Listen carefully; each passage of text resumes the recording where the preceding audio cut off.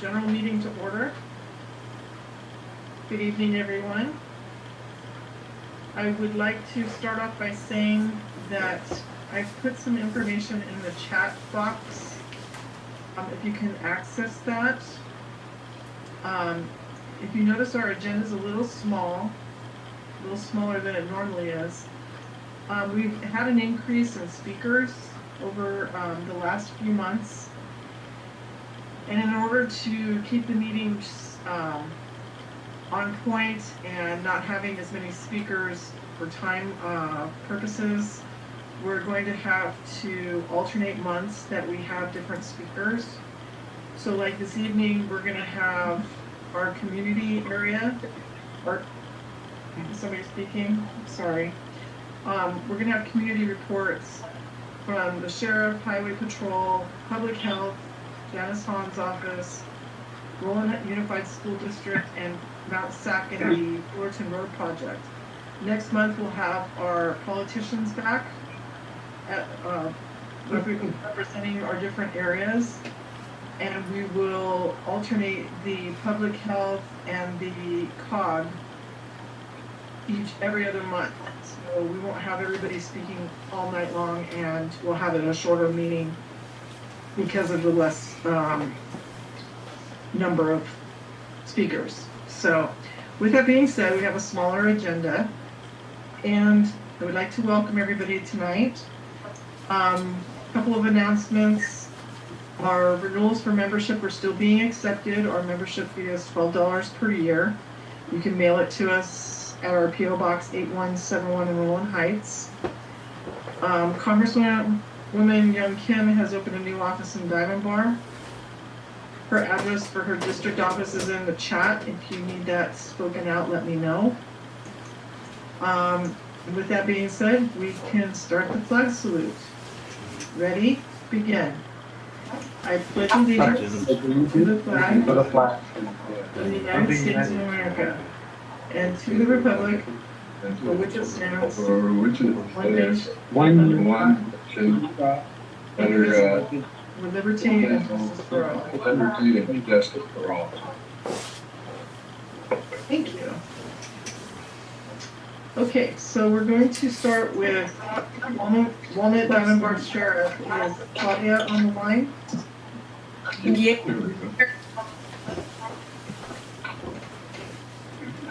Are we on mute? Could everybody hear me? I should be on. Go ahead, Claudia. Yes. Hi, good afternoon, everybody. Hope everybody's doing well, keeping safe. I have some stats for you regarding September and October. Vehicle burglary matter. Our vandalism has gone up in a significant manner. The vehicle burglaries, we did a big flyer distribution on Friday, Saturday, today, and we're doing it tomorrow. Most vehicles that are being targeted are going to be vehicles in big parking areas and the plaza areas. That's what we're seeing are the biggest now. A lot of property that's being taken from these vehicles is personal property, computers, cell phones, personal property like passports, registrations. So we went out and we did a big flyer distribution for crime tips, reminding people not to leave their personal property in their car, not to leave big important documents in their cars as far as passports, social security cards, hide your phone chargers. With the holidays coming, we are expecting an increase, unfortunately, in vehicle burglaries. People know that people go to have dinner in restaurants after shopping, and they know that gifts are being left in cars. So we are going to be patrolling the times that are being hit the most, which is in the PMs to early morning hours when these big stores are open. And you're going to see the Rowland Heights team out there more often. As far as the vandalism, luckily we did find somebody, and he was arrested for the vehicle vandalisms. Now we have 30 as of October, and he did confess to, I would say, 50% of the windshields that were being shattered. Now, the other vehicle vandalism that we're seeing is a lot of them are keying your cars. And that we are either focusing on the juveniles or the transients that are around our city. As far as holidays coming up, we are just suggesting that if you do buy gifts for your families, that you're throwing away your trash in segments, so that way people, when they pass by your house and they're trying to canvass to see which houses they're gonna hit, your house is not a focus with all the big TV wrappers or boxes in front of your locations. That's pretty much all I have as far as October. Like I said, the vehicle burglary is big. It's big because last month we had 10, and this month in October we had 32. So that's huge right now. And I go through all the reports for Rowland Heights, and like I said, a lot of them is just personal property being left in the car, and people walk by the cars, look inside, and so we're trying to make it a habit of letting the neighborhood watchers know that at 9 o'clock at night, go outside, lock your car, make sure all your property is not visible, and that way, hopefully, this will deter anybody from going into your car and taking your personal property. Do I have any questions from anybody? And one from Roy. Can Roy speak? Go ahead, Roy.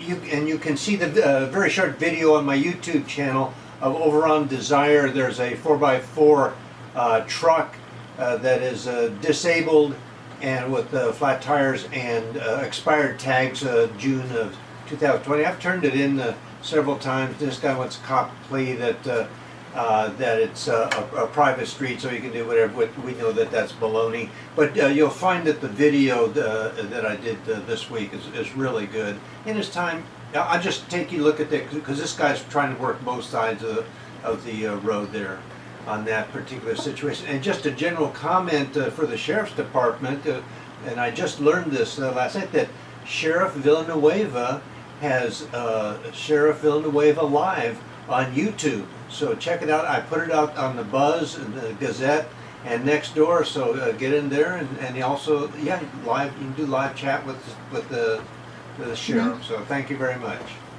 Okay, thank you, appreciate it. I have one other thing too. This is David Malkin. Yes, sir.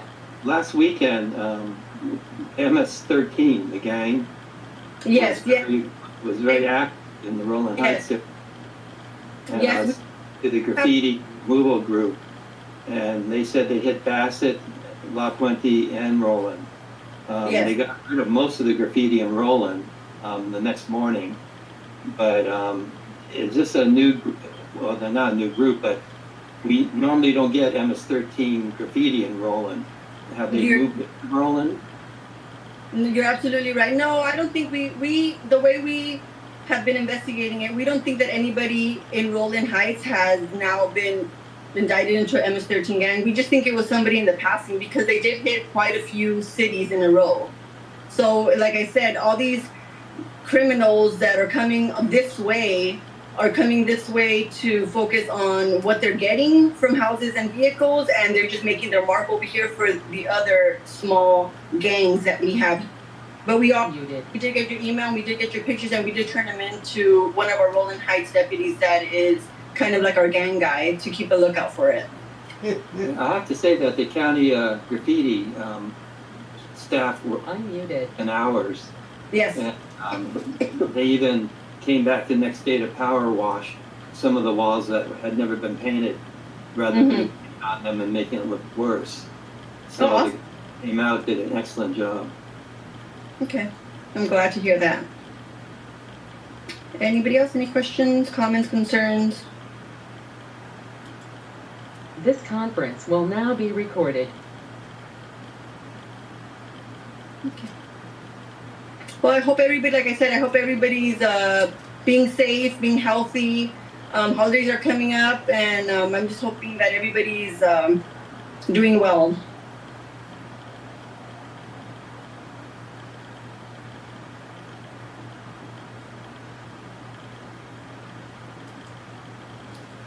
Denise, are you there?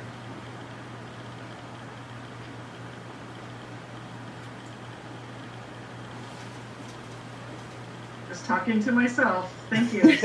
Thank you, Claudia. You're welcome.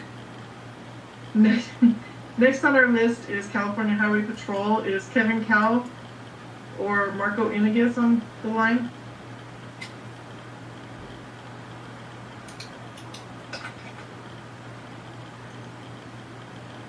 Hello, is Marco Hi. or Kevin on the line?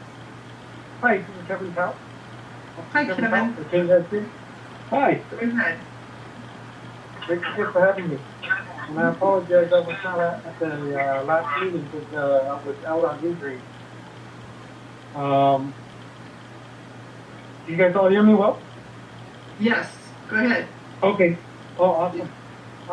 So there's since the previous month, in the month of October, there's been some increase in the traffic incidents in the Roland Heights area. Mostly crashes. Other than that, there's not a whole lot to report. I will get into the numbers, but there's been an increase in the numbers of crashes. I don't really want to dive into the numbers so much. I just kind of want to open up to everybody. Does anyone have any concerns in terms of traffic? We have a lot of traffic complaints that we've been working on lately, mostly recently in the Wedgeworth area, Wedgeworth Elementary School, and also Blanford Elementary School, and again in Roland Heights High School, Roland High School. Those are the most common areas that we've been getting traffic complaints on because of the school zone. So again, with our limited officers working in the area, we're doing the best that we can, but we are actively out there doing the school zone enforcement, whether it be stop signs, double park. I want to kind of take the opportunity to maybe, if the school district is in the area, to kind of reach out to the school district and say, post crossing guards, because we get a lot of complaints, not so much as vehicular traffic, but pedestrian traffic. We're getting complaints that the students are crossing outside of the crosswalk and, just walking into the streets in between vehicles, which is a very dangerous thing. We can only do so much in terms of that. Our primary concern is vehicular traffic and vehicle code violations. Just kind of reach out to the school and maybe have them, if possible, have them post crossing guards at all the stop signs, all the crosswalks. Other than that, I just want to echo what the sheriff's departments are saying, because the holiday is approaching. We'll have a lot of families traveling. And if there are families that's traveling out of town in the Roland Heights area, just kind of put up a reminder that, hey, if you're leaving the house, don't leave all of the lights off, because that gives the criminal an opportunity to know that, hey, no one's been in this house, the light's been off every day, every night for the last 2 or 3 days. It gives them an opportunity to break into an empty house. If you guys have a timer, set the lights on a timer, just kind of give that, perception of someone's at home, turning the lights on, turning the lights off. Same thing with vehicle, lock your car, keep your stuff out of sight, out of mind. That's all I have. Does anyone have any questions for me? Hi, I have a comment. My name is Patricia. Hi, Patricia. Can you address the street light on Fullerton Road and Harbor Boulevard? I've witnessed near crashes 3 times already since that light was put up and hasn't been turned on. Okay, so the Fullerton Road, that turns into Harbor, and then it kind of make a right turn and continue to be a Fullerton Road, right? You're talking about that right there? Just Yes. on the other side of Pathfinder. And the light has been turned on at that intersection, correct?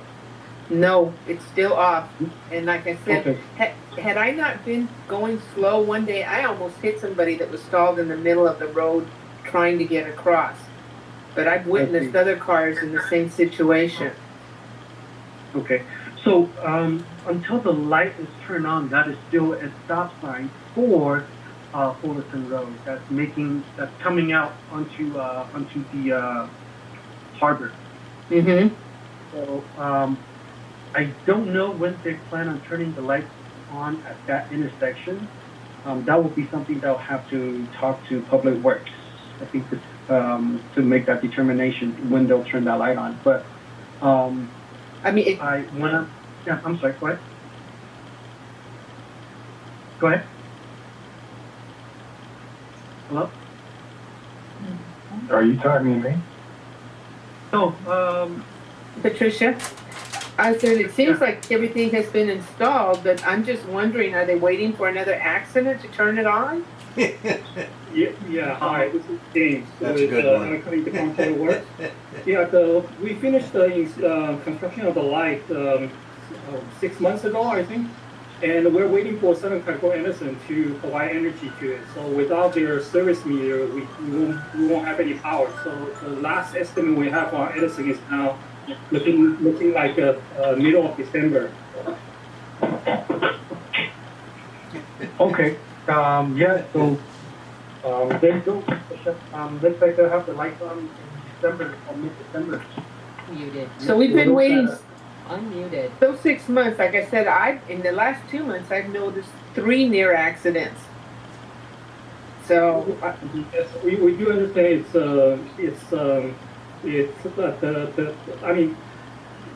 reason we put in the light is because it's needed, but unfortunately, without something like California Edison providing power to us. oh, I get that part. So what do? Do we call Southern California Edison?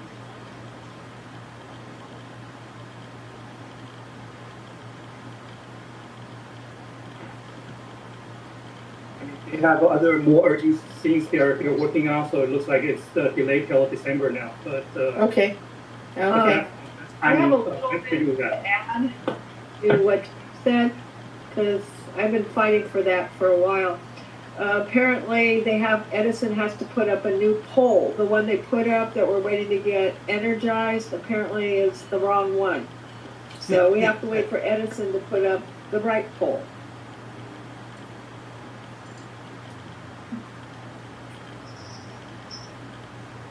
Oh, I see. But is there something maybe Public Works? Because I know Fullerton Road coming down Harbor. When you're coming down Harbor from the other side, from La Habra, the speed limit on Harbor is actually 50 miles per hour.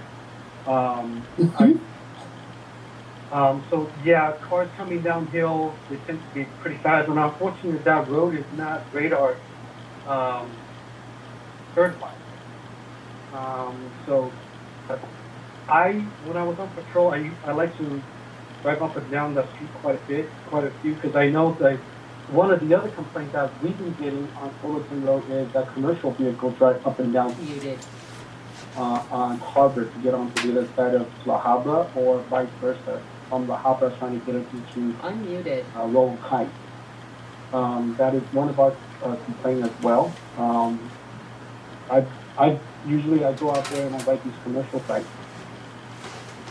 So, and then while I'm out there doing patrol in that area, I guess the fact that we're out there kind of slows traffic down, and we'll go ahead and put that down, and then put it out, and then let my cop team member, like community outreach and policing officers, know that, occasionally we'd be out there, look for some violations. Unfortunately, we won't be able to do anything with speed. That's because the harbor is not radar certified, and we won't be able to shoot radar. Was I able to help you out on that? Yes, thank you. Yes, thank you. Okay. Is there any other questions that I can help you guys clear? Yes, my name is Estrada, and I'm sorry. Your name cut out. my name is Gilbert Estrada. Hi, Gilbert. Hi. And my question is, if by commercial vehicles you mean trucks over 3 tons, that's what I've also noticed an increase. They seem to be coming more and more. My thought is probably they're trying to take a shortcut through Fullerton that they're not supposed to take, and they're taking advantage of that situation to save themselves some time. Yes. But I also noticed an increase in those large trucks going over the hill. I'm sorry, what type of truck? Trucks over 3 tons, semi trucks. Yes. Bobtails, you know. Mm-hmm. And I've noticed an increase in that, and I think they're trying to save themselves some time, but at the expense of the residents here. And those roads aren't have much weight, I don't think. So yes, 3 tons meaning anything over 6,000 pounds, and typically a small bobtail. There's actually some pickup trucks that will exceed that weight limit. Yes. So there are some exceptions to the rule. I just want to clarify that. For example, if a delivery truck that's delivering furniture, or a moving company, if they're delivering, as long as they're moving furniture or moving things into local resident that lives up there, so that would be the exception to the rule. But like you said, sir, if they're just driving to take a shortcut to get into La Habra Heights or get into the other side to Fullerton, that's why it's important for us, whenever we make an enforcement stop on these commercial vehicles, we always ask, where are you coming from, where are you going? What's your final destination? Once we make that determination that, hey, you shouldn't be on this road, that's usually when leads to the citation. So yes, I will also log that onto our traffic complaint. So that way, I'll list that and have our community outreach policing officers out there and look for these commercial vehicles as well. Thank you very much, Gilbert. Thank you very much. Thank you, Kevin. Is there any other questions for Highway Patrol? Okay, thank you very much, Kevin. And our next Thank you for having me. Thanks. Our next speaker is for Los Angeles County Public Health. Is Melisa on the line? Yes, I am. And Great. would it be possible to share my screen? Yes. Hold on 1 second.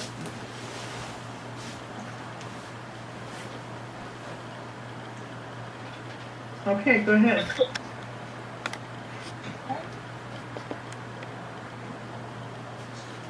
No.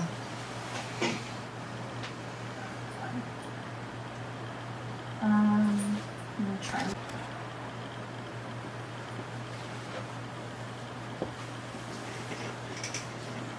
Okay. So good evening, everyone. My name is Melisa Koba, and I'm a health program analyst for the San Gabriel Valley. And I'll give you your update on COVID-19 for this month. Now, as you may be aware, there are 3 vaccines that are available now in the U.S. for COVID-19. So Pfizer, or the Comirnaty vaccine, has just been approved for those who are age 5 and over. And then, of course, Moderna and Johnson & Johnson are still approved, and they're for people who are age 18 and over. This chart here will show you who is eligible for the vaccine. So, as I mentioned, if you are 5 and over, you can only get the Pfizer vaccine if you're between 5 and 18 years old. And then the Moderna and Johnson & Johnson vaccines are for those who are 18 and over. We also have approved an additional dose for people who are immunocompromised, and this is recommended for people who are age 12 and older, and they have a weakened immune system, and this is for Pfizer and Moderna only. This is going to be administered at least 28 days after your second dose. And then booster doses have just been approved for all 3 vaccines. And we do recommend that if you fall into one of these categories here, for example, if you're age 65 and over, if you're age 18 and over and live in a long-term care facility, or if you're 50 to 64 years old and you have an underlying medical condition that would put you at severe risk of COVID-19, then we definitely recommend that booster dose. And again, we can mix and match these vaccines. So, basically, if you got Pfizer, you can choose to get Moderna or Johnson & Johnson. And if you got Johnson & Johnson, you may choose to get Pfizer or Moderna. It's perfectly fine to mix and match. Now, the Pfizer and the Moderna vaccines, the boosters for those, that is, are going to be administered to you if it was 6 months since you got your last shot. And for the Johnson & Johnson vaccine, you're eligible for a booster if it's been 2 months since your last shot. And now I'm going to go ahead and show you the case rates, the case and death rates for Rowland Heights. Oops. What did I do? Are you still seeing my screen here with the case and death rates? Denise? Yes, we can still see it. Okay, great.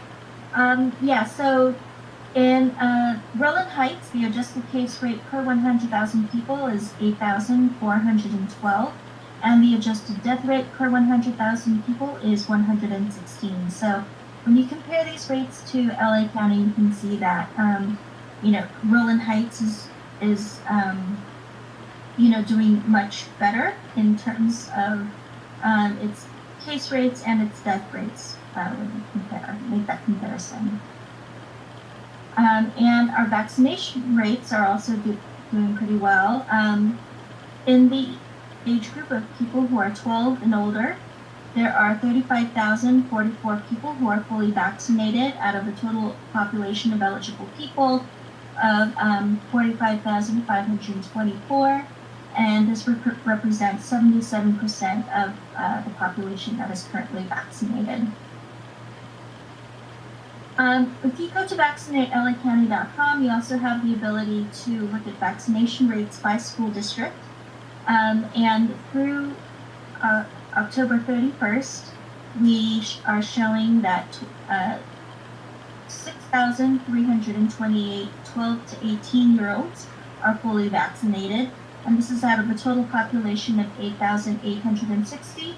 And this represents 71.4% of the population of kids who are 12 to 18 years old who are fully vaccinated.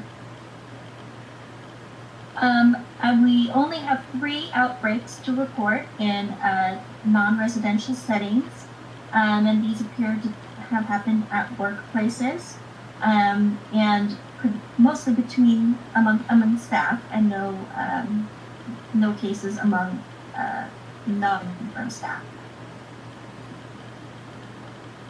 And as far as the El Encanto Skilled Nursing Facility goes, this is located in the City of Industry. We're also showing good vaccine coverage among staff, where 95% of the staff are vaccinated, and 99% of its total 75 residents are vaccinated. So, as you can see here, there are no new deaths to report, and the cumulative cases is pretty stable at 28. We also recommend that go ahead and get your flu shot because, it is flu season. And we do recommend flu shots for everyone who's 6 months old and older. And as you know, flu shots will decrease the stress on the healthcare system. So we want to keep you healthy through the holidays. If you want some information on the flu and where to get a flu shot, please go to preventflula.com. And given that there's still considerable transmission along with the risk that changing conditions favor the easier spread of COVID-19, as more activities move indoors and more people travel and gather to celebrate the holidays, it's still important that we maintain additional layers of protection, including masking up indoors and in crowded spaces. And this is also the time, which is before the holidays and before the cooler weather leads to a rise in viral transmission, for unvaccinated people to get their vaccine, and those who are eligible for their boosters to go ahead and get their additional dose. And remember, if any of us do get sick, we do need to take the right steps to prevent further spreading the virus. That means getting tested if we have symptoms, staying home, and keeping distance from people outside of our households, especially unvaccinated people, and working with the contact tracers to help protect others. So just remember that we're still in this pandemic, but it's going to take all of our tools. So if you'd like some more updates on reopening, please go to reopeninglacounty.com. Okay. And of course, here are the links to our website again. VaccinateLACounty.com is a really good resource for everything related to the vaccines. And then, of course, if you go to publichealth.lacounty.gov/media/coronavirus, it'll take you to this page where you can learn more about the latest health officer orders and the guidance on how to keep you and your loved ones safe during the holidays. And with that, I'll go ahead and stop sharing my screen. And if you have any questions, please go ahead. Does anybody have any questions? Thank you, Melissa. We appreciate your time tonight. All right. Thank you so much. You're welcome. Okay, next on our list is Office of Supervisor Janice Hahn, Lauren Yokomizo. Lauren, Hi, good evening. I am. Can you hear me? Yes, go ahead. Okay, thanks. Hi, everyone. My name is Lauren. I'm with Supervisor Hahn's office, and I have a few brief announcements to share. Just piggybacking off of Public Health's presentation, I have an update. You may already be aware, but the City of LA, effective today, has put into or has implemented their food and beverage establishment mandate for vaccines. So in the City of LA, it seems like most indoor spaces, so restaurants, breweries, gyms, nail salons, are all required to you would be required to show vaccination status, be fully vaccinated. So not to be confused with LA County areas, which effective the 4th, the county began requiring that all patrons be fully vaccinated to enter nightclubs, lounges, breweries, wineries, and distilleries. So that's the distinction. I just wanted to help clarify in case anyone hears LA County and gets confused. So that's that. And we just want to help lower the transmission in the county and again, appreciate Public Health's update. I lastly wanted to let people know some information about redistricting. So the county, through an independent commission, is drawing new supervisorial boundaries. And this process of redistricting happens every 10 years and will also impact federal, state, and City of LA boundaries. Last week, the commission came out with 4 draft maps for public input, and I will include the website in the chat if anyone is interested. Please check out the new maps, as it would impact the unincorporated area of Roland Heights. And I guess the takeaway is, and people have asked or wondered, you can give public comment. Individuals, cities, and incorporated areas can comment weigh in on this process. And I just wanted to make sure that we put that information out there. So if anyone has any further questions, feel free to contact me, or I'm happy to take any questions at this time. Thanks. Any questions for Lauren?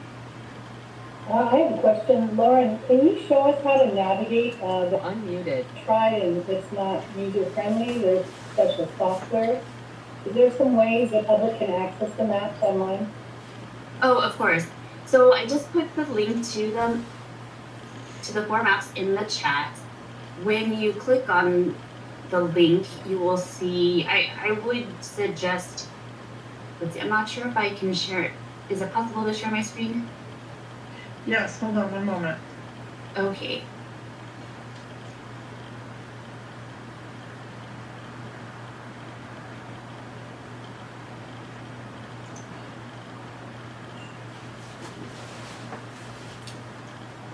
Okay, go ahead, Lauren. Okay, thank you. Okay, so once you get to the site, this is what you will see. Let me see if I don't know how I can minimize this. But take, for example, option A. So again, there's 4 maps, A, B, C, and D. I would suggest clicking on the ESRI view. So click that.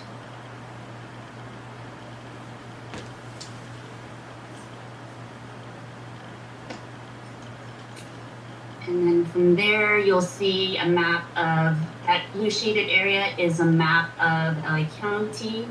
And what you can do is just zoom in and hover with your mouse over the different redrawings. So I'm hovering over this area here, and this is the 5th district. I just clicked, and it shows you right here, District 5. And you can zoom in closer to see what areas are part of District 5. And if I go down here, click on this shaded area, and it shows you this whole area here is District 4. This pops up, and you can zoom in again and see what areas are proposed under option A, District 4, and you can do the same thing for this area for District 2, 3, 4, etc. Okay, I hope that's helpful. Please feel free to reach out if you have any questions. Roy's Does got a anybody else comment. have any questions? I have a comment. Go ahead, Roy. Oh, okay. Also, you can go on the Buzz next door, and if you subscribe to the Gazette, you can get that. There's a single website. Once you go, or a link, you can go there, and it's really great, and you can get some good history in that MALDEF, if you know about that, the Mexican-American situation there. They filed a suit in 1986 that took the redistricting out of the hands of the supervisors and gave it to an independent commission. And it's really a great site, lots of good information. And the effort that they put out to get anybody inclusive to, if you wanted to submit a map, they had so much help there. It was just a very positive experience. And if you were anywhere near what went on with Roland Unified and Hacienda La Puente, when they did the redistricting over there for their voting, I mean, it was a horror story, and such hostilities. Again, it was a breath of fresh air to see what these people have done. So that's my comment, and if you want the link, I can get it to you. It's great.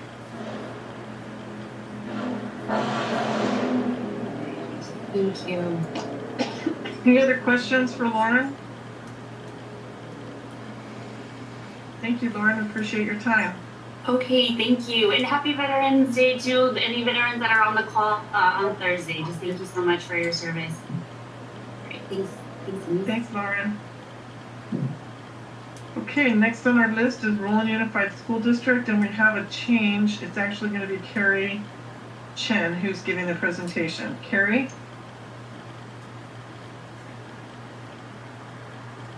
Cary, we can't hear you. Okay, go ahead. Yeah, I am muted. Sorry. Yeah. Thank you, Denise. Yeah, and Roland Unified School District is extremely proud of to have just been chosen as a national innovative district, partnering with Digital Promise League of Innovative Schools. RUSD was selected from a competitive national pool of applicants based on educational leadership, innovative vision for key achievements, and a demonstrated commitment to equity and excellence. RUSD's innovation includes the integration of educational technology and bringing educational equity through digital access to all of our students and a certified program, Kin Care and Connect, Music for All and College Connect. We pride ourselves on providing innovative learning for all and thinking outside of the box of create, invent, and provide learning experiences that help students flourish and meet their full potential. We encourage our community to visit our website to watch our videos that showcase our innovation. Community members needed for Citizens Bound Oversight Committee. RUSD is actively seeking 2 community members to fill openings on the Citizens Bound Oversight Committee to help us build for RUSD future. Applications are being accepted by December 31st, 2021 for the position of a taxpayers organization community member and a business community member. The committee reviews the district's expenditures of bond proceeds from the Measure R bonds for schools in the Rhode Unified School District. Please visit www.rhodenschools.org for more information or contact the Administrative Services Department at 626-854-8309. COVID-19 vaccines are now available for age 5 to 12. Through a partnership with Los Angeles County Department of Public Health, vaccine clinics are being held at Rhode Unified locations. Vaccines are free. There's no cost to any person. Vaccines will be available for children aged 5 to 11, as well as age 12 to adult, and the boosters. Registration at the myturn.ca.gov,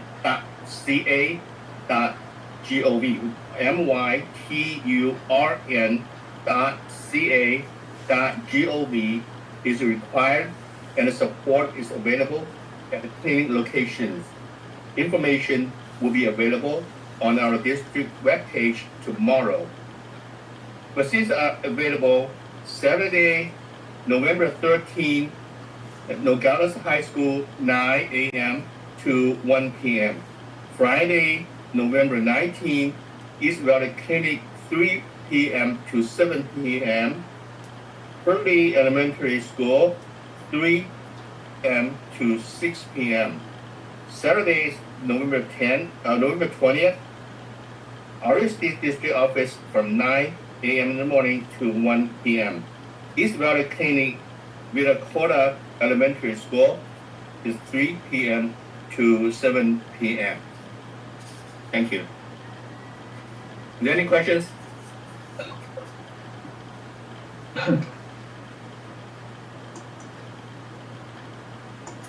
Okay, no questions? Thank you very much. Thank you, Dennis. Thank you, everyone.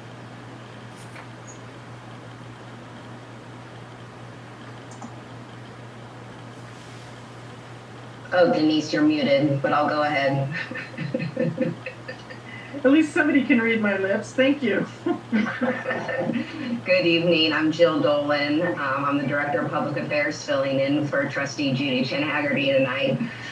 In addition to Rhode Unified offering vaccination clinics, Mount SAC is too. We're partnering with Fullerton and LA County Public Health to provide on-campus COVID vaccines every Wednesday through December 8th. So the free clinics will be available for anyone 5 years or older, including all of you.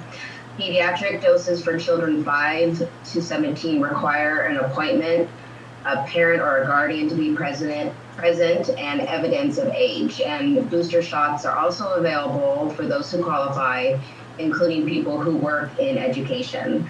So appointments can be made through the Fulgent website at vaccine.fulgentgenetics.com. And they're every Wednesday again through December 8th from 11 a.m. to 7 p.m. in Kear's Corner, which is near the library entrance and the Mountie Cafe. Students interested in getting ahead this winter are encouraged to register for winter intersession classes.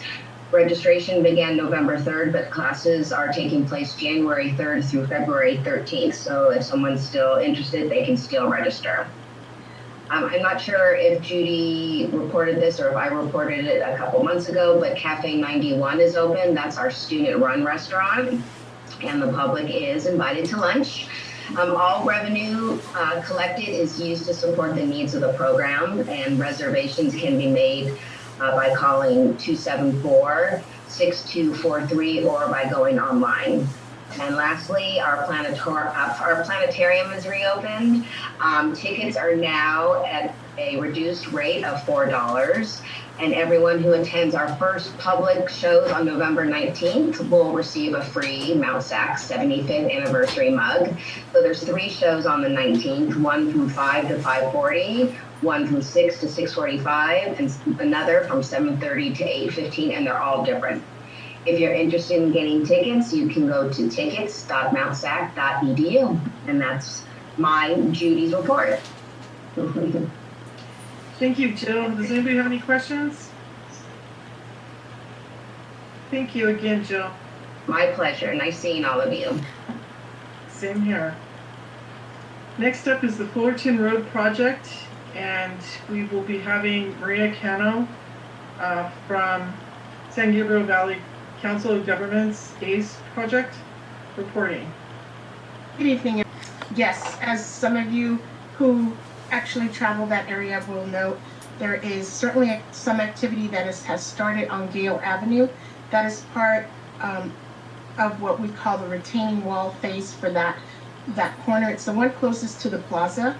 There's going to be, currently we're doing a lot of the initial work to ensure that we're not, it's all typical, but it's they do a secondary confirmation of the utility lines that run underneath the ground to ensure that nothing has to be rerouted in order for the work to continue, and that's going on now.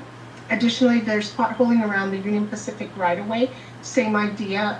I don't know if a lot of you know, but basically Union Pacific is a huge map of utilities underground. So that is in part what we'll be doing as we proceed with the bridges along that route. And there will be some utility work along Railroad Street, and businesses will be notified of such. There'll be 2 planned outages. Typically, this is that they're Edison. Edison does notify the businesses, but we go out and reinforce that message and actually become a liaison between Edison and the business owner in case they have concerns. And we do and are aware of those businesses that have operations during the times that this is being suggested. We will go out with a notice, like I said, and it will be sent out to the council as well, so everyone will be aware of what is happening in the area. And that's currently planned for the first weekend in December. May change depending on Edison's schedule, because Edison drives that. There is some planned night work that will always also begin in December along Gale Avenue, and that will be noticed as soon as we have confirmation. These, the plan for night work along Gale is in part one to minimize impacts to the existing traffic, and also to try to get some of the work done at times where it's not, it's safer to work for our construction company because of the conditions and situations that arise. They also get a head start on speeding up as much as they can that work there. That work itself, those 4 corners are a very important and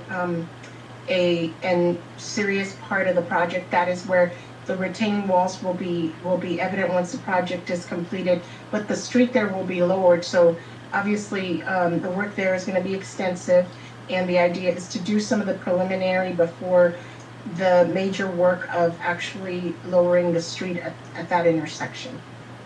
I do want to add that the area in general, just like as it has been mentioned by the prior representatives, graffiti and homelessness are certainly on the rise, as well as break-ins in local businesses, and we've had a few that have reported to us, and the reason they have in part is because we partner to send the message out to sheriff and also at our part, because we have eyes and ears now in the field with the contractor on board, and also our project management as well. So if we are seeing something that we can add that could help the process of getting people either off the streets or at least criminals away from these areas, because they are causing quite a bit of damage, and break-ins are really the ones that have been reported the most. But the idea is that we reinforce that by becoming that eyes and ears in the field for some of the local businesses. And that is my report, if anyone has any questions. Denise, I have a question. Didn't the previous contractor, when they started that project initially many years ago, do the utilities? Because I remember Rolling Water had to move some major lines over there. So I thought before that project even got started, the original contractor relocated all the utilities. But it sounds like you're saying they have to relocate them again? So when it comes to utilities, it's almost like a three-phase prong. There's the initial temporary relocation of existing major utilities. And then once you get into each phase, there'll be the shutdown. And so like with Edison in this case, you're looking at that second phase where they have relocated and now will run the power to other lines, because we're going to be working in that area. They don't want to come out and do the actual energizing twice or three times. It's actually three, until we're ready to actually work in those areas. So it's really about planning. Utilities is part of the project throughout. So when we're talking relocation, we're talking about those major relocation lines that become either a temporary or a permanent. And some of these are temporary because the permanents are not installed until the project's actually done, and the other conduits to these utilities are built into the project. And then the final is usually the energizing or running of these final lines of utilities. So it's not like it's just one part, it's throughout. But the major ones, sewer, for example, in North Fullerton, that one part has been relocated, but at some point a section of that sewer line is vacated, and the new sewer line that's in place will now feed the main line for that area. But the new main line is in place. It's a matter of when it's going to actually feed it. Two questions. One, any more information on syncing the lights? Because, you know, the red and the greens don't work, and then your traffic gets really clogged when you're heading north. And number two, any updated estimated completion date? With the lights, you'll see there'll definitely be changes, and it will be in response to the fact that there'll be more activity in the area. So as the traffic plans change even remotely, the traffic lights are adjusted accordingly. So you will see a little bit more of that. That again also is driven by the construction activity in the area and the traffic plan changes. So anytime we take out a line and we say we put the lights on flashing, the next day they come to make sure that they're adjusted to the specs of the current traffic needs. So you'll actually see them more often. Unfortunately, they also will become a nuisance in doing so, because they do have to make sure that the temporary lights are switched back to that regular plan that you might see, and then they'll come back to make sure that plan is still applicable for the conditions that we're seeing as we start to increase the construction traffic. So there will be changes. Some may not see them and may be slight, but there may be a little bit more major ones as we start digging out that area.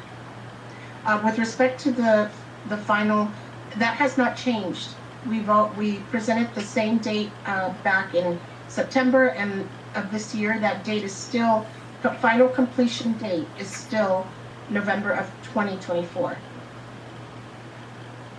Okay, this is Roy with a comment. Can I speak? Is that okay? Hello? Denise, can I speak? Is that okay? She shook her head. Okay, just general information. I'll be doing a video later this week and post it on my YouTube channel, and of course it'll be on the Buzz, Nextdoor, etc. Give you a little video idea of what's going on in the real world, and I'm going to be doing that like every 2 weeks or so forth, so you'll be able to see some real world progress there. Thank you. Thank you, Roy. Are there any other questions for Maria? Is there an update for the Fairway Drive project, the underpass? Yeah, I can give you an update. I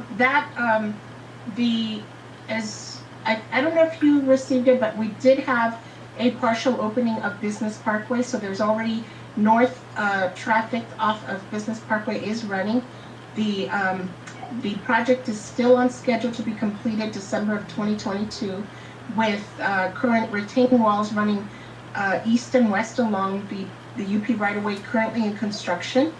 And I'll say it, I've said it before, you can't really see, but if to us that are able to get closer to the actual site, the underpass is taking form and is again on schedule and progressing quite well.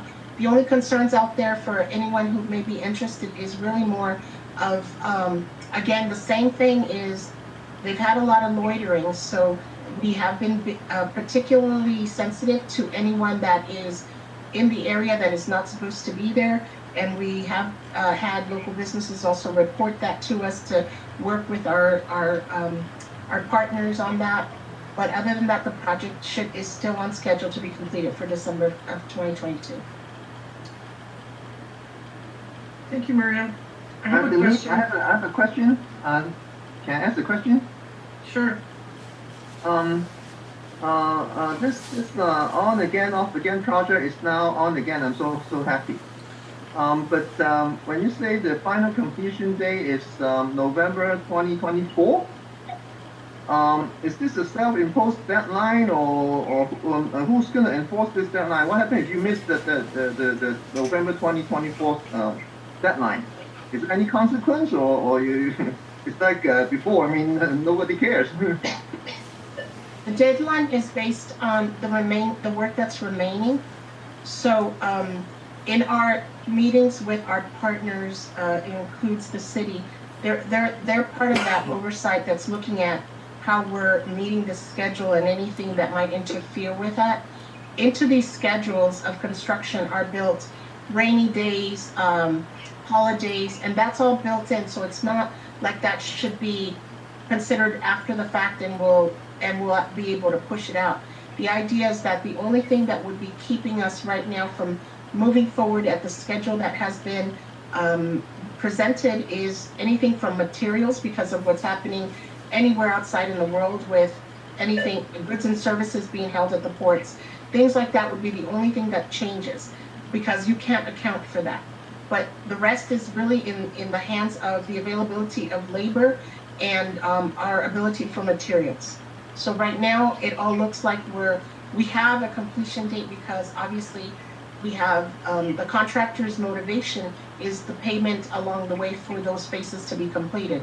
And that's currently, both have agreed on that schedule, and that's the idea that each was holding each other accountable, because that's how one gets paid, the other meets the schedule.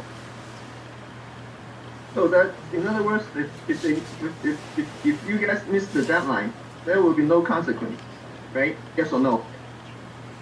I'm not sure how to measure the consequences and who. We have a board of directors that is overseeing this project. They are looking at this project every day and at every committee and monthly at their reports. If they're seeing that something is, this is a public project. So in terms of public projects, as long as the progress is being done to move forward as agreed, it's really up to the partners and the board, whether there should be any consequences to anyone in particular. But you have a team that oversees the management of the project, and they have an opportunity within every week to highlight where they foresee that there would be a problem that pushes back this project. And then there is the role of the project manager to be able to bring this to the board and explain why this is going to impede us from meeting that. At this time, again, with what has happened with the project, we have a lot of eyes and ears on this project, not just pushing, but encouraging to move forward with this project, because other projects are also being held off. And the more you hold off the other projects, the more you're talking about money that has to be spent in order to be procured from federal and state. So it is not our goal to extend it because we may lose out on money that has expiration dates to bring into other projects. Thank you so much. Maria, we have several people that are posting on social media quite frequently about loud explosions that they're hearing at night. Do you have any idea what those loud explosions may be, if they're related to the construction on the Fullerton Road project? We don't have any loud explosions, but I would check with your local representatives on any projects that have been approved locally, because we will let you know when there is work at night. And that right now the Fairway project does not have that night work that would require any explosions. The one thing that I would say, there is some noise during the day because of the pilings that have to go in for the retaining walls, but that's during the day. If you're hearing it during the day and it's Fairway, there might be that concern there. We measure that we're meeting sound allowances, but other than that, there is no night work, and obviously not at Fullerton. Okay, thank you. Any other questions of Maria? Yeah, I have a question. Chen. Go ahead, Cary. I have a question about the traffic sign at the intersection of Fullerton and the Gale. On northbound Fullerton, there's a sign that no turn on red. And I don't see any reason we need a no turn on red because there's no opposite direction traffic. But that no turn on red do hold up a lot of traffic and cause the traffic jam because there's a very short distance from the intersection to the freeway off ramp. So can you pass the question to Public Work, or you may answer the question why we need a no turn on red on that section? The no turn on red is part of the approved county traffic for that area. So how they decide the signage and the allowances for turns and timing is based on a review by the traffic engineers, both the county and the project. And the no turn on red is actually necessary because eastbound traffic will interfere with that right turn, and we have seen it where people actually make that turn and they're actually holding off the eastbound traffic. That it's actually that it's in place to allow for that eastbound traffic off of Gale. So it is a necessary evil, and it is in part because that intersection is narrow, and allowing that turn before another car comes at it is in the minds of engineering and traffic. It actually is the recipe for potential accidents because the turn radius is so small. If you look at that corner, it's been carved out already for placement of the retaining wall at that area. And when you turn into Gale, it's quite narrow. So you can't actually make that right turn at a regular speed. You have to slow down to about 15, 20 miles per hour. Meantime, the traffic coming east on Gale is at its normal traffic speed. So that's why the traffic engineers have determined that area requires a no turn. So it's not just the timing, it's not just the space, it's all of it together. But I agree with you. The eastbound traffic on Gale, but when this red light is on, and it's not the eastbound on Gale is also red, but only the line is a left turn south from Gale to Fullerton. So and that is time you can the right turn should be okay from Fullerton to Gale. I can certainly take it back to see if there's any plans as we change, as I mentioned earlier. There will be some changes. I don't know that allowance may not be there all the time, but we can take it back to see if there's any opportunity for like an arrow during the times that you have mentioned. Right, So right. I can So- take it back. So I need to someone to reevaluate that traffic Oh, signs. it's already been reevaluated. The only thing is whether we would be able to add something else that would allow the turn while that other traffic is turning, the westbound traffic is turning left. Right. Only That would be thing the only allowance for that right-hand turn. only thing I observed is left turn from Gale to Fullerton, and should allow the right turn from Fullerton to Gale on red. That's what I'm referring to. If there could be an arrow for that during that interval. Right. Yeah. That would really help. If then the arrow, that would really help. Okay. Okay, Right. Thank you. thank you. Thank you, Carrie. Any other questions? Thank you, Maria. Okay, we have one more that we would like to add just in pretext to the main presentation, and that's David Malkin. And he's looking for some input, so I'm going to give it to him so he can talk to you about that. David? Thank you, Denise. About a year ago, the Board of Supervisors appointed a Blue Ribbon panel, and recently they modified that panel to include representation from unincorporated areas. Basically, the Board of Supervisors, the task that they assigned to this Blue Ribbon panel was to do a search of the literature throughout the country,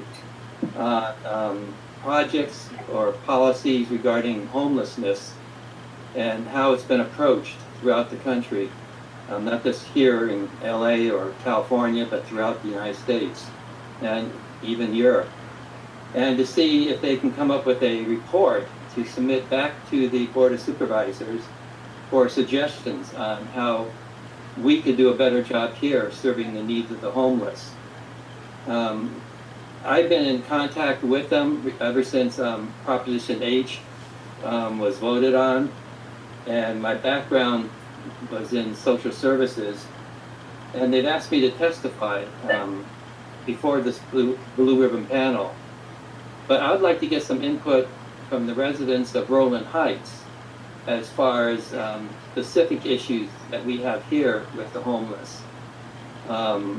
Where they're gathering, how many we have, and if you have any ideas or suggestions as to what we're not doing that we should be doing, so I can share this with this panel. So I understand we have a speaker tonight that's going to be speaking on the subject, but I would like to have information specifically from our residents who know this firsthand. So I would just like to invite you all to either email me, or if we can do it now, or we can do it during the presentation, what you feel are the issues in Rowland Heights regarding homelessness.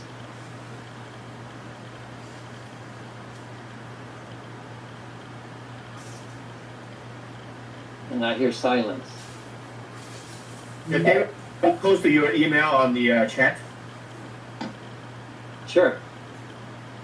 I would just add that I've seen them, the homeless people walking along Colima between Fairway and Halborn. And as I walk that path, sometimes you see that they defecated behind some of the utility boxes.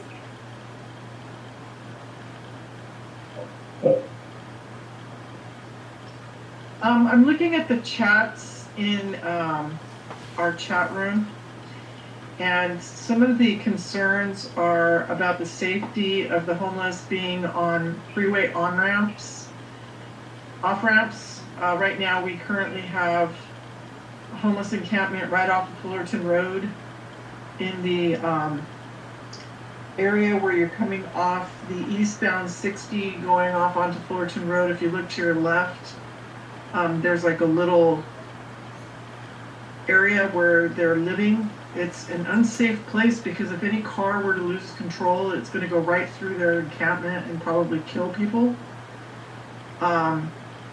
There's another issue with utilizing trails and hiking areas in our community, and it's my understanding that Los Angeles County is going to be opening up the trailways. The concern is where those trailways are, if we're going to have more homeless encampments. One of the concerns that I found on Saturday night driving up Nogales, there is trash and carts and debris in front of the Hope Bank that's on the corner of Colima and Nogales. And I can only imagine that that would be a safety issue for the homeless and for the passerbys that walk by that area. Those are some concerns that I have. I don't know that I don't have a whole lot of suggestion other than it's private property and it should be maintained as such. See, my concern, and one of the things I'm writing up right now, is that in the past, what they've done basically is move the homeless from one location to another location, whether it be from the street to an empty hotel room, or whether it be to a mini house or whatever. And when I worked on this before, when I was working, we would develop what they call wraparound services. So you just don't move somebody from one location to the other, try to change their direction and put them in a more productive role, whether it be sheltered workshops, whether it be food kitchens, whether it be more permanent type of living situation. And that's what I'm going to be approaching when I speak to them. It's easy to move them from one location to, but it's harder to make them. So that we can answer some of those questions. Yes. I think Stephen brings some very valid points, but I think we also need to be able to have the space to speak on some of the concerns. As the Los Angeles Homeless Services Authority and as the County Executive Office, Homeless Initiatives, and with the work that we're doing, so that we can all be on the same page and understand what our barriers and what our challenges are, as well as what we're doing to address some of these issues. So I would love for us to be able to have the opportunity to present. Okay, we'll go ahead and present, and then we'll have questions and answers after. And I'm sure David can take notes after that for his presentation at the panel. And if David, if you don't have enough, then just let me know and I'll make sure that I get that information to you. Okay, thank you. We're going to go ahead and have Letitia go ahead and present for the Los Angeles Homeless Service Authority, and she's going to be presenting this in our community. Thank you.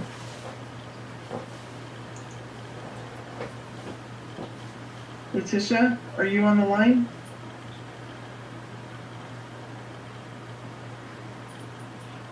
Is somebody on the line from LASA?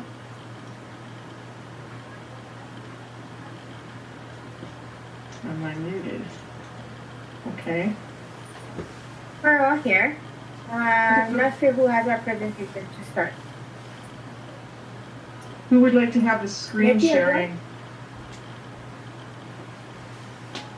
I'm sorry, can you hear me? Yes, we can hear you now. Okay, I'm sorry. Yeah. I was doing my phone because sometimes on my computer I have audio issues, but it seems like my phone was giving me trouble today. Okay, so can I share my screen? Yes, I'm trying to figure out who you are. Keep talking and I'll find you. Letica Restart. Okay, I see you. Hold on one second.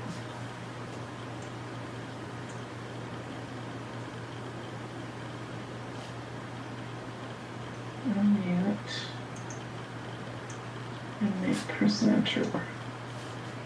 Okay, you should have access.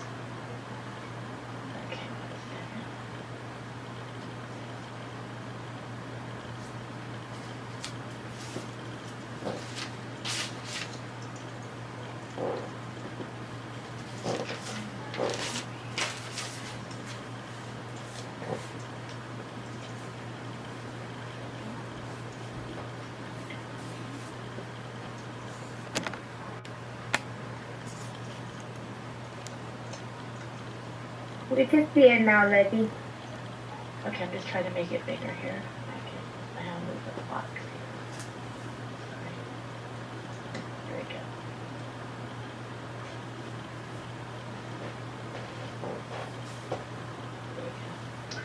All right, good evening. My name is Letica Restart. I am with the Los Angeles County Homeless Initiative, which is within the office of the Chief Executive Office of the County of Los Angeles. So while I am not a LASA employee, the Los Angeles Homeless Services Authority, I do work with the county's homeless initiative, and we kind of oversee and coordinate everything homelessness.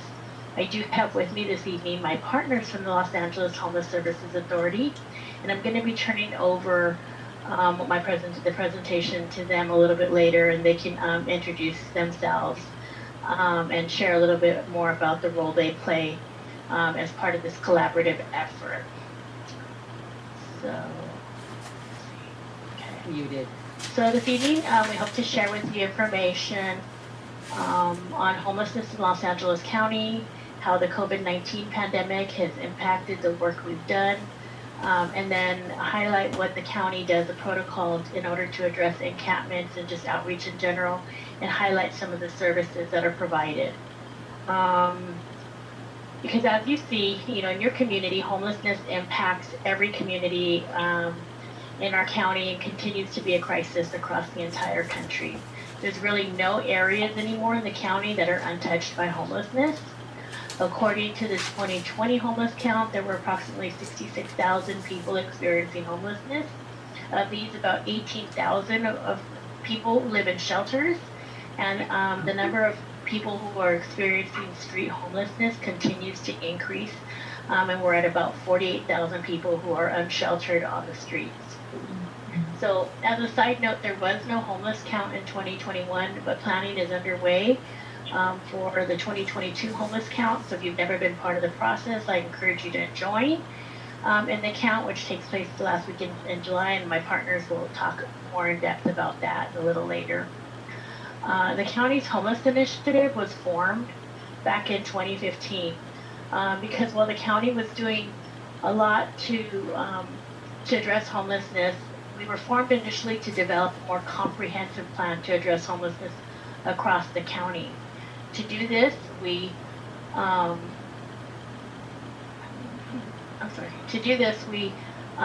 underwent an exclusive and collaborative planning process with participation from 25 county departments, 30 cities, and over 100 community organizations. The plan was approved in February of 2016, and much of our work today involves coordinating and overseeing the operations and funding as kind of the central coordinating body for the county's work related to homelessness.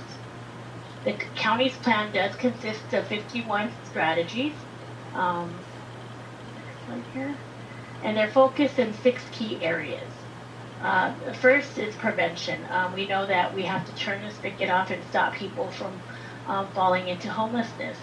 This kind of involves more of our mainstream systems and working, more in depth with our county departments before people actually become homeless. We know that some people will never have the ability to pay their own rent, so we have to help them and be able to provide some kind of subsidized housing. Then there are many people that do have the ability to increase their income either through federal benefits or through employment. So we have to be able to provide those wraparound services that David was talking about to increase income and then provide case management and ongoing services, because we know it's not good enough to get people into housing. We need to make sure they have the support to stay housed. And then we need to be more coordinated. As I was saying, we need a coordinated system. Many departments have done much to support people, but we need to leverage each other's resources and make sure that we're providing services in a more coordinated way. Before the homeless initiative, like I said, county departments were all serving the same client, doing different things, but we weren't really working together. And I think this is the first time that all of the county departments have come together and are at the same table and able to talk about the same client and how to coordinate those services better. And then we know we need to increase affordable and homeless housing. We need to work with cities to increase housing because that's something that the county has very little control over. This is one of the biggest barriers to addressing homelessness. we're putting people into shelter, but we're often not seeing the throughput we need in order to keep the system fully functioning. Ideally, we need to move people from interim housing out into permanent housing. Because of the lack of housing on the back end, people aren't moving through the system quite fast enough. And then these services that, like I've shared, they're available across the entire county. The Homeless Initiative, our office is responsible for ensuring services across all 88 cities and the unincorporated areas of the county. And we provide services broken out into spas.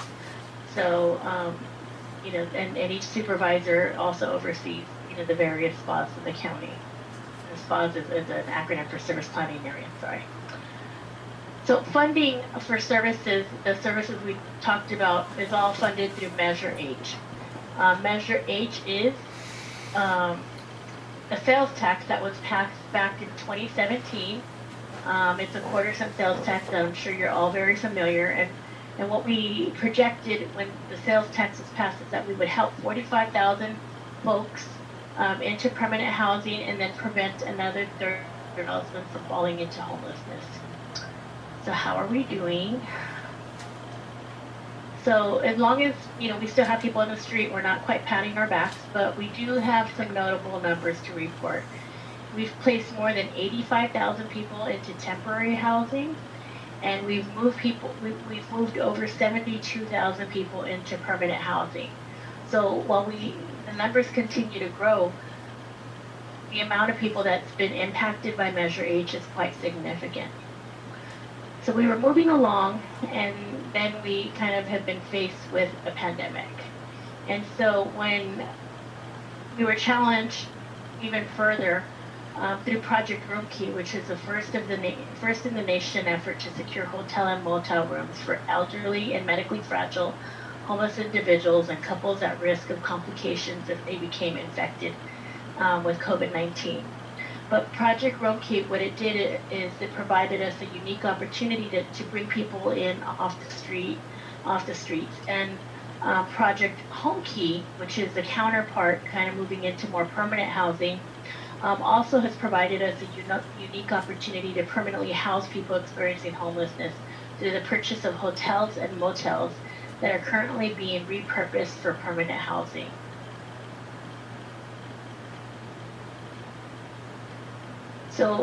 So far we've purchased 10 hotels in the county, which will provide a total combined of 850 units. And these are all outside of LA City. LA City is also has their own effort.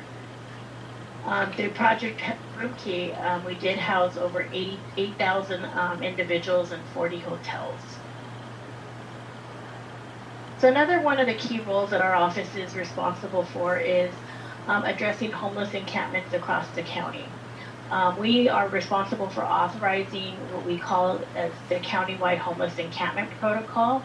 So when an encampment of 5 or more folks is identified, our office is notified, and we engage our partners to conduct an assessment and make a determination of the requested action. Because of COVID-19, we have been cautious in displacing encampments based on CDC and state guidance, but we have been providing ongoing outreach and spot cleaning. This protocol is one that protects both the community as well as our neighbors experiencing homelessness.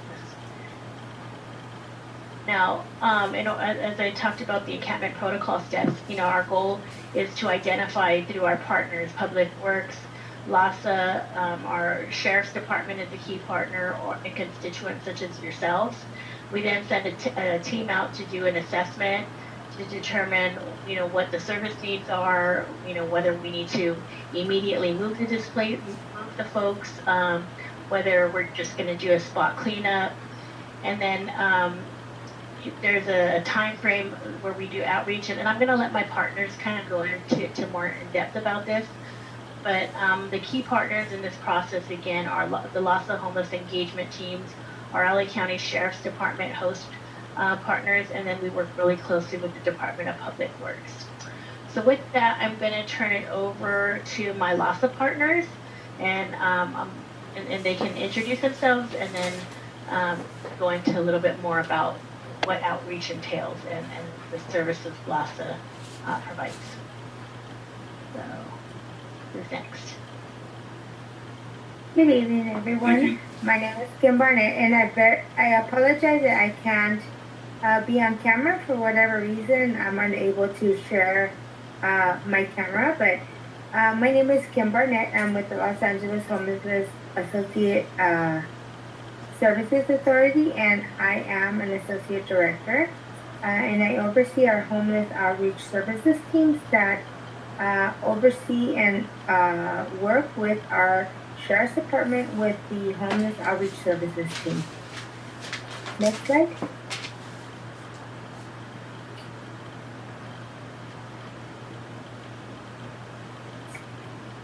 So we have a street outreach that is very much focused on people experiencing homelessness and that are hoping to get on the path of homelessness, out of the path of homelessness, and they're experiencing homelessness on the street, while they're living on the street in encampments in order to connect them with housing and health and mental health services across the county. Next slide.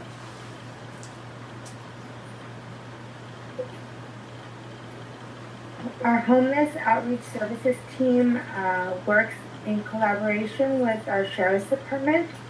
It is our Homeless Outreach Services team, and we work collaboratively with our Sheriff's Department, who also has a co-response model, and we work together to ensure that we are addressing encampments within the unincorporated and county areas, where our Sheriff's Department also has very highly trained deputies and staff who work together with us similarly to our mental evaluation teams. We address the needs of our homeless population in every location that we are able to visit in a co-response model. And next slide. We also have the opportunity to respond to all of the requests that you all enter into our LA HOP model, la.hop.org, and LA HOP, so la.hop.org, and you as our community can enter any location that you have a concern about in order to respond to any of the concerns that you have, and the appropriate team that is able to respond to this team is able to respond within the 48-hour response window to bring the appropriate resources to the response or the request that is being entered into our LA HOP portal.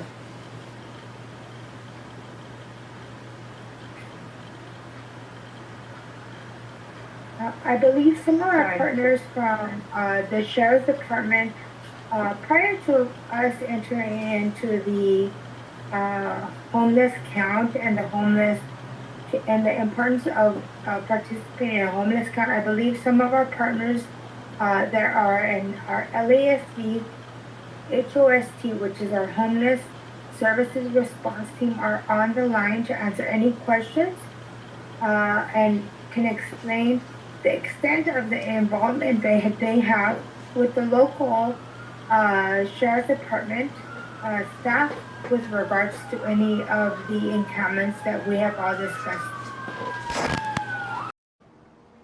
Folks, this is Roy Humphreys, and this is add-on to the Monday, 11/8/2021 Dolan Heights Community Coordinating Council meeting, and I had to apologize for it. I had technical issues and did get something recording, but everything I tell you can be verified by those who are attending the meeting there at the Coordinating Council.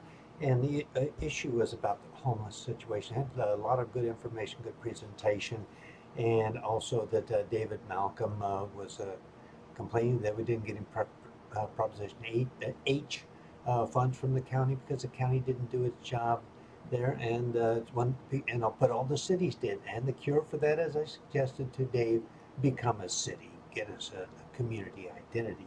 The next item in support of Denise Jackman, who is asking some poignant questions to the individuals about what is the definition of a homeless person. And when I finally got my chance to speak, I noted to the crew that was came to give their dissertation that that was one of the key issues. Define what homeless is. There are multiple categories of homeless people, and some that are called homeless are actually lifelong cultural transients, and they always will be because they do not want to be like the rest of us. Okay, next item is that is a cure, a solution to the program that I have proposed to Supervisor Hahn is a county-wide system of campsites for transients, homeless class transients. Don't want to go anyplace else? Here, they got a place to go. They do not can use that excuse that I have no place else to go. I'm going to camp out on your street type situation. Yeah, including hostels for persons, because as you know from the Venice situation, they come from all over, and to include that public toilets, so we can take care of that particular situation. On I also noted that to those people that they have been in existence for 6 years doing this homeless intervention situation, and we don't need a Blue Ridge Commission. That's just a waste of time and energy. Okay, and the last item, and I had to beg Denise to let me have the last one because I didn't want to oppose to Lauren Yokomizo, who was still there. And I asked, Lauren, why is it that the superintendent, and Lauren works with the superintendent, has allowed homeless camping on a totally commercial property here at the Fairway Plaza shopping center on the backside there, and said this is just and it's been going on for 3 months. Why has this been allowed? This violates so many codes. You know, they're not permitted for that commercial property to do that type of thing. And to wit, I believe it was Lieutenant Kichen chimed up and said he'll, as they clarified the location, that they'll be overall that in the morning. Of course, that was yesterday now. Okay, thank you very much. This all can be verified. It's exactly what I did at the meeting, and there's a lot of stuff going on, so be cool. Bye. Services providers in homelessness in a region that doesn't have available resources for us to place people at. I think that's something very important to highlight. Yeah, Thank you, I everybody. think the San Gabriel Valley programming, and we are avidly looking for some place for winter shelter in the San Gabriel Valley. So anybody who's experiencing homelessness in the San Gabriel Valley, if they wanted to go into shelter, there is nothing available for them. And then if I could just take an opportunity to highlight the one placement location that we do have within the vicinity, that being the Project Home Key site in Hacienda Heights. It is at capacity. And so I think that speaks to, when we do have resources available, we fill them and we fill them rapidly. Well, I want to thank you guys for coming tonight. And I will give Lauren's email information for anybody who may have additional questions. Thank you all. Thank you. Good night. Good night. Good night. Good night. Thank you.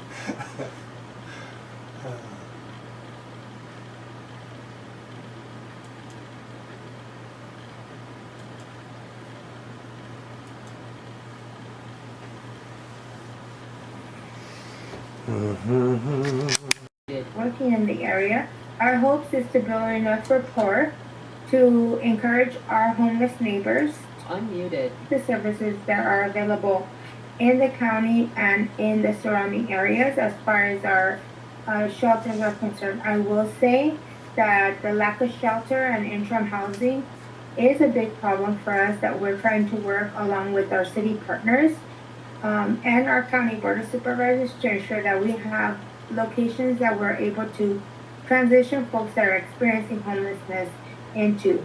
But unfortunately, sometimes those resources are very limited to certain population, and but our outreach teams do work collaboratively with all of our partners in the city and in the county to ensure that we're able to place folks into appropriate housing interventions.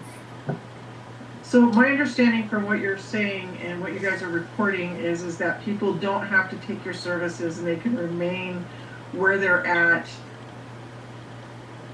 without having any kind of repercussions. Is that my understanding? No, that's.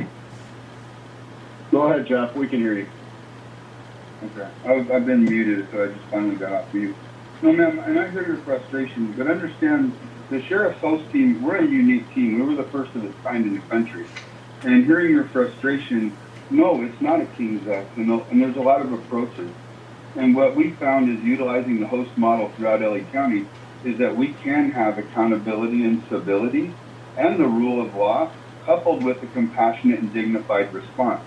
And so I would be curious to hear the areas that you're speaking of, because right now you have 8 deputy sheriffs assigned to the East Division or East Patrol Division, that, you know, Industry, Walnut, San Dimas, in that area. 8 deputies that are on the host team, and we're very, very well versed on the issues in Rowland Heights as well as your adjacent areas. But no, it's not okay for someone to claim public space as their own. But there's a way to do it, and we are not worried about lawsuits, because in our model, for 10 years, we have never had a lawsuit towards Los Angeles County Sheriffs pertaining to homeless encampments, because our policies, our protocols, and our strategies are consistent with local law, state law, federal law, as well as other judicial decisions that empower us to do the process the right way, because other areas that have used a Band-Aid, it doesn't work. And so we look at addressing the core situation. So engaging with our collaborative partners, we find solutions. And that's what the host team is about. It isn't about allowing someone just to break the law because they're homeless, but we also don't treat someone who's homeless with a broad brush. The host team finds out what the specific issue is, addresses that issue, makes the proper connections, and that's all done in collaboration with the CEO's office, with Ms. Colchada, who's an excellent partner, along with the folks at the Los Angeles Homeless Services Authority, because our team deploys as one. And the benefit to the Rowland Heights community of that is, in addition to what we provide, that gives us the key for the entire county services, be it Department of Mental Health, be it animal control. So almost any issue that someone might have that has lended themselves into becoming homeless, it can be addressed. And so it's important that your community knows that. One, because you're in our area, and with the LA County Sheriff's Station right there, I will follow up after this meeting and find out what areas, because I haven't had any reports depicting the issues that you're talking about to a greater scale, but we will definitely follow up as soon as tomorrow morning, because what you said is troubling, and we do address those things, and it's important. Are there any other questions Yes. from the community? May I? I'm Roy. Yes, Denise. Okay. This is Mary. Maybe I should speak after the gentleman. I'm a gentleman. Go ahead, Mary. Okay. Let's say if I drove by an intersection and saw a person that looked like a homeless person sitting on the island and talking to thin air. So what is the best way for me to report that? And how do you guys help someone that has actually mental issues? Hi, Mary. I'm happy to answer that question. So we do have especially when you're dealing with individuals that are experiencing homelessness, in specific areas, we have our LA Hub portal that collaborates with not just our LASA teams, with our Los Angeles Homeless Services Authority, but also with our Union Station teams who are the leads in your area. But we also, depending on the severity of the responses given to them, we also collaborate with our Department of Mental Health teams. And if it's required for them to come out, then we will ask them and collaborate with them and ensure that they come out and address the situation. So the main portal to use that is our LA Hub portal, and we make sure that we are working with our partners to ensure that these requests are being addressed accordingly. You mentioned LA Hub. Is that a phone number to call in? Because like I reported something that you did, filled out a question. It looks like a questionnaire on the website, identify the person, how it looked, da da da da da da. So by the time you guys come out, how long does it take? Maybe that person already took off, is no longer at that location. And I understand. Unfortunately, for homeless services, due to the capacity, our homeless services response allows us to do a 48 to 72 hours response time that we get the response that we need or the request that we get, especially if it's coming to LA Hub.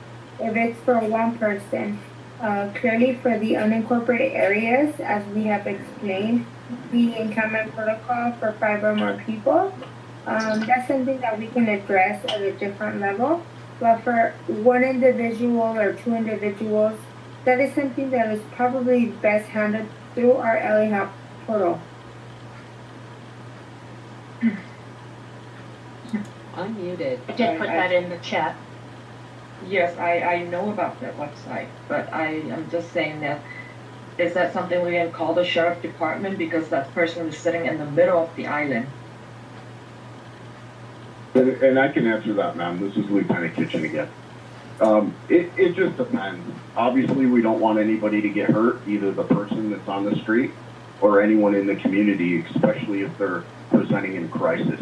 So anytime you feel the need that you need to call the sheriff's department, we welcome that. And every station does too. And the responding deputy does have full access to request a mental evaluation team.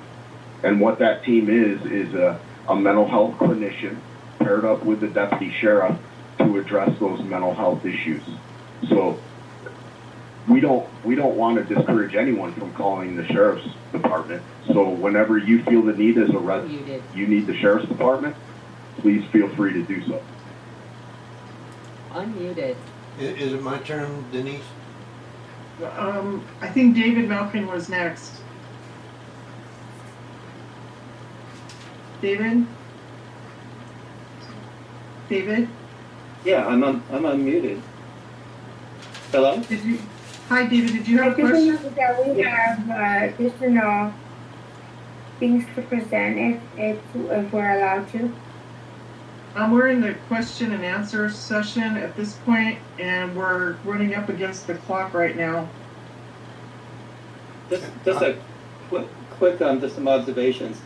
Going back to what Mary Price was saying earlier, I think what was throwing some of us off is that you said that the team responds if there's 5 or more. And a lot of times in Roland Heights, you'll drive down Colima, and one individual will take over a bus shelter. And they'll have a tremendous amount of goods that they've collected and grocery carts and stuff with all their belongings. And they basically live in that bus shelter, but it's only 1, not 5. So I think that's one of the things that's throwing some of us off is what do you do when there's only 1?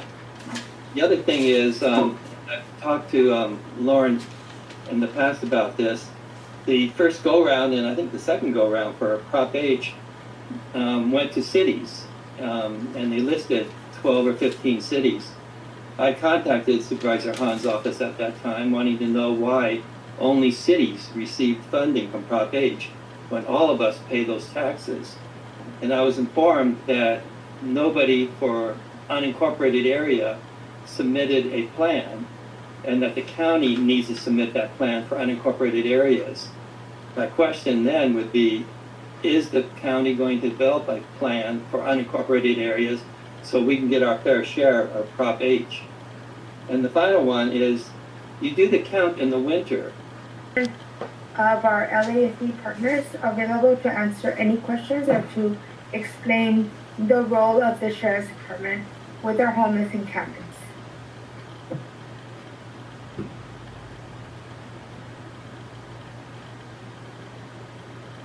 Can you hear me? We can.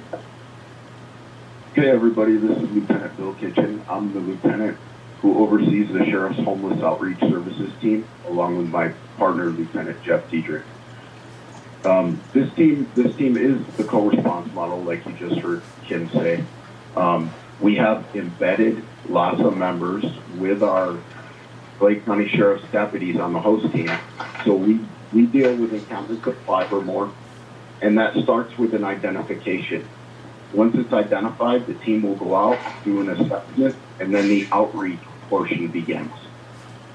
Once the outreach portion is finished, we do a posting, and then that posting, this whole process you'll hear is called the encampment resolution process or homeless encampment protocol, and it's grounded in constitutional law and protects both the community, the Sheriff's Department, the county, from undue litigation.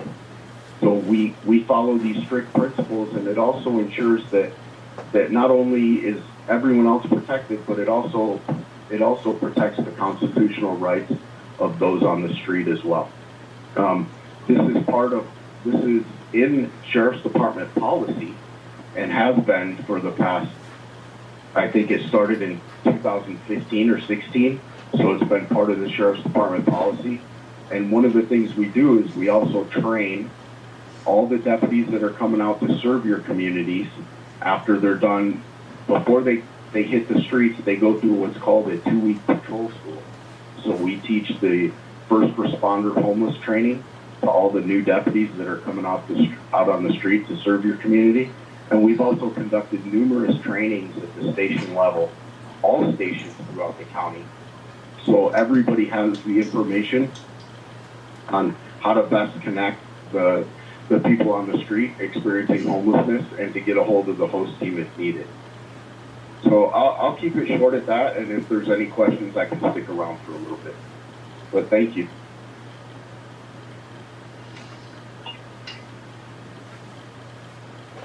Is there any other speakers? Yeah, we have a couple more speakers. Let's turn it over to, is it Chris or Pablo? And he'll be going over our homeless count, and Chris will be overseeing our access to our different services that we have. Thank you, Kim. Thank you, Leticia. Good evening, Roland Heights Coordinating Council. We are happy to be here this evening. And so I'll start with a brief introduction of LASA for those constituents on who may not be familiar with LASA and what it is we do. And so LASA, the acronym again standing for the Los Angeles Homeless Services Authority, founded in 1993, a joint powers authority between the city and the county of LA. We are the lead agency within the Los Angeles Continuum of Care, and so with that, again, being the system administrator alongside our community partners to create, support, and sustain solutions related to homelessness throughout the county of Los Angeles. Next slide, please. And so I know that Leticia spoke about the strategies through Measure H, and I also believe that David had mentioned wraparound services, and so I'd like to take an opportunity to talk about the network of outreach, shelter, and rehousing services within Los Angeles County. And so we refer to that model as the coordinated entry system within LA County, oftentimes annotated as CES. And so within our coordinated entry system, it is comprised of things like access centers, outreach, problem solving, supportive services, interim housing, which was previously discussed, as well as transitional and permanent housing. Next slide, please.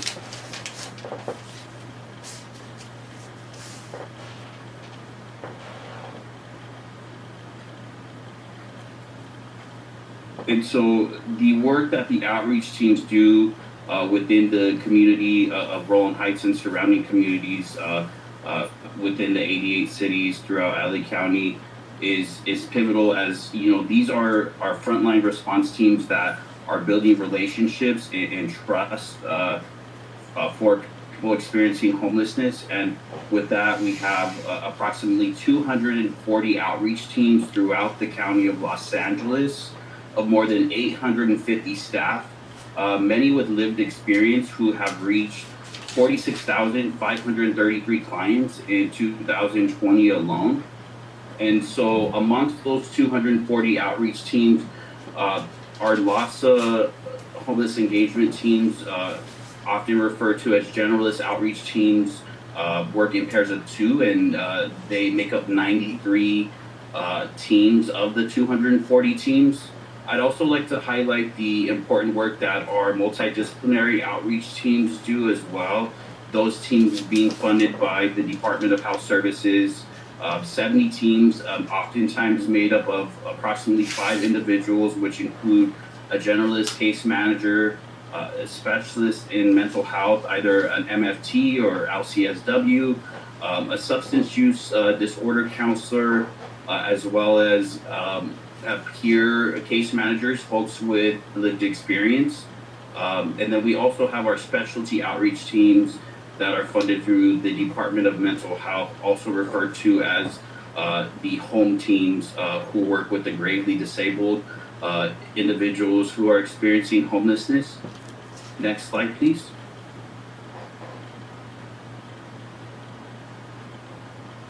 I want to take a moment to also highlight the solutions that Leticia also discussed earlier. And so, again, our system has helped 20,690 people experiencing homelessness in 2020 move back into permanent housing. And of those permanent housing solutions, that is comprised of interventions referred to as rapid rehousing. And so that provides relocation, stabilization services, and rental assistance to help people move as quickly as possible into permanent housing. Another housing intervention that we apply within the system is one referred to as permanent supportive housing, PSH, which provides housing and support services to people experiencing homelessness with disabilities. And then we also apply other permanent housing intervention, such as family reunification for folks who may have social support systems either within the state of California or even out of state. And so we'll support those individuals with reunifying with family, as far as even linking them to financial resources to either get back home and offer financial and supportive services to families who are willing to take them in to again end their episodes of homelessness, and other subsidies such as most recently the emergency housing vouchers that have come through the federal government. And so with that, housing location programs increases housing inventory and quickly fills vacancies through a unit availability website, access through CES with participating housing providers. And we've added nearly approximately 1,200 units to our inventory the past few months by expanding an app referred to as LeaseUp, which works with independent landlords throughout the county of LA. And so with that, another intervention that we're applying to end individuals experiencing homelessness, as quickly and rapidly as possible. And now I want to hand it over to my colleague, Pablo De Lara, who works in our government relations unit, to talk more about the homeless count this evening. Pablo? Yes, thank you, Chris, and good evening, council and everyone. My name is Pablo De Lara. I'm the Community Relations Coordinator for SPA 3. So just moving forward, LASA conducts the Greater Los Angeles Homeless Count on an annual basis, with the exception of this year, of course, because of COVID. It is a point-in-time count, while HUD actually requires the count of unsheltered people every 2 years. LASA conducts this on an annual basis to stay up to date on the number and characteristics of people experiencing homelessness. So why do we count? Well, first and foremost, the homeless count data is collected to understand demographic changes, for the allocation of resources to address the homelessness crisis. So basically the data does three things. It first captures changes in the populations experiencing homelessness. Second, informs program design and policies to address the crisis. And third, it informs funding decisions. So it's very crucial to humanize the issue of homelessness. That is why we are always conscious that behind any number, there is a person with their own unique story and circumstance. Next slide, please. So just to reiterate, as Leticia stated earlier, in 2020, we did the full enumeration, which included counting of our unsheltered neighbors. There were over 41,000 in the city of LA and over 66,000 in LA County. These estimates are from 2020, so it's imperative that we actually conduct the 2022 homeless count to obtain more recent information about our unsheltered neighbors. Next slide. So the 2022 homeless count will happen on January 25th, the 26th, and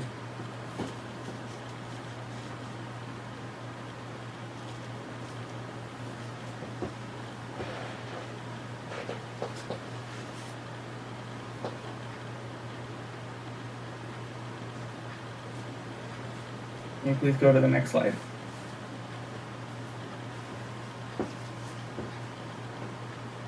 Yeah, right there. Thanks. Yes, so for next year's count, we are excited to share that we are launching a new mobile app to support data collection. The Aikido Connect app will be available for download on the Apple Store and the Google Play Store. So yes, it's both Apple and Android friendly. So the app is designed specifically for LASA's annual homeless count process. It's informed by the extensive insights and feedback of LASA staff, community advisors, and past volunteers. Also, the app allows users to find their current location on the map. They can navigate to their assigned census tracts and collect precise count info throughout their assigned areas that are eligible to be counted. So basically, this will be tallied to the app in a similar way as we did before on paper. Next slide, please.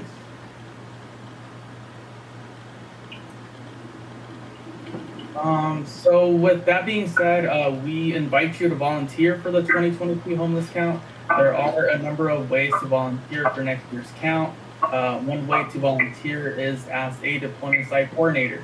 So particularly if you have experience with homeless counts, you can play a bigger role as a deployment site coordinator or assistant in your community.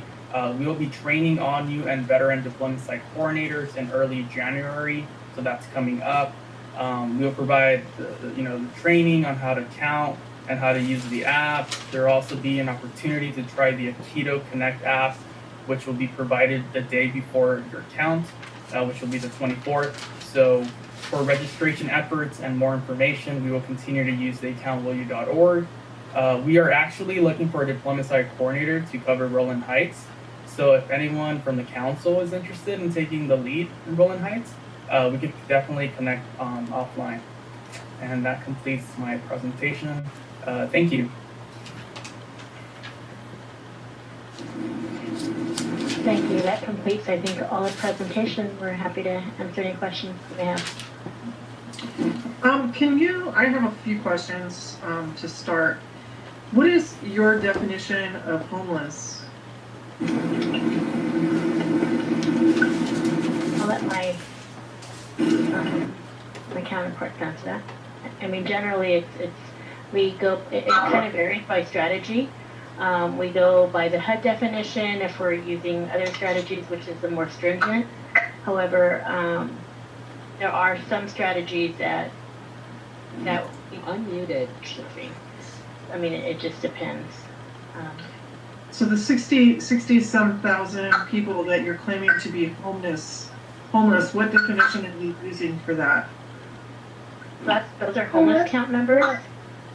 So I'll defer to Lassa. So we're counting the people that are experiencing homelessness that are in shelter. That means that they're experiencing homelessness on the street that have no viable answer to their homelessness. So that means there's no shelter availability and that they're experiencing homelessness on the street. I see. Okay, so then my next question is, here's a couple of concerns that I have. Homeless seem to not be held accountable for littering, defecating, polluting, camping on public property, but the public's lost their use of many parks and other places such as sidewalks, bus stops, other public areas, and children can't even play in parks due to the hazardous waste that's being left behind.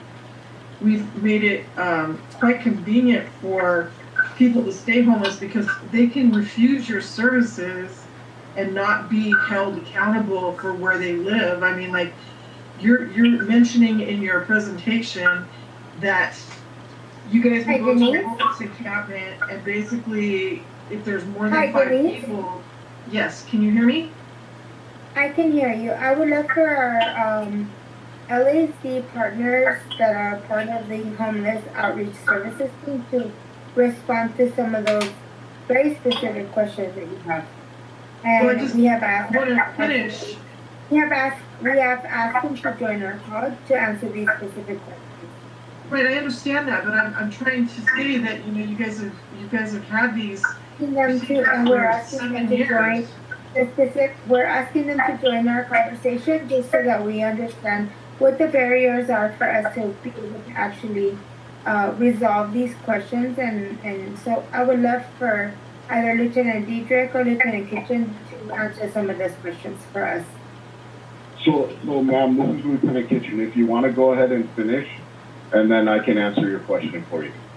Well, the thing that I would like to finish with is that it's my understanding that you guys go out, identify, assess, do an outreach, and then you guys are worried about lawsuits from people that are living on public property, but you won't evict them from those places because you're worried about being sued. So can you give me some more detail as to what exactly is what they're being held accountable to? I mean, if they just refuse all of your services and they just want to stay living on the streets, I mean, how do you guys handle that situation? Well, I will tell you, each situation is different, and we just got finished doing San Vicente in front of the VA, and there are no people currently on that sidewalk where there was previously about 50. So there is nothing in Sheriff's Department policy that prevents a deputy sheriff from making a lawful arrest if probable cause is there. However, if deputies make an arrest for something like that, there's no guarantee that they will be held accountable when the case is filed with the district attorney. We all know the issues that are coming up with the district attorney now, so that becomes something that causes a further conversation, but we are holding people accountable. We are identifying them, and the way we do it protects both the community and the.